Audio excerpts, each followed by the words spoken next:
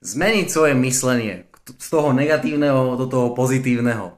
Tiež je to také klišé, treba myslieť pozitívne. Áno, ale je to pravda.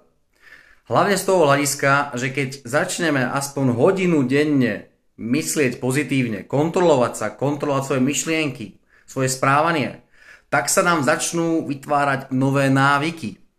A tieto nové návyky potom vedú k tomu, že prídu aj nové príležitosti. Že sa nám začne meniť telo, začne byť reálne atraktívnejší, vyzerať mladšie. Keď si zoberete alebo zobereš nejaké fotky chronologicky a pozrieš sa na fotku z nejakého obdobia, kde si sa cítil zle, nebol si so sebou spokojný, to je jedno z týchto pilierov to bolo, tak vidno na tebe určite, že si vyzeral staršie, alebo že si bol taký. No proste si vyzeral horšie. Tak to povieme jednoducho, áno. Takže keď príjmeme to, že sme len ľudia, že sa mýlime, že robíme chyby,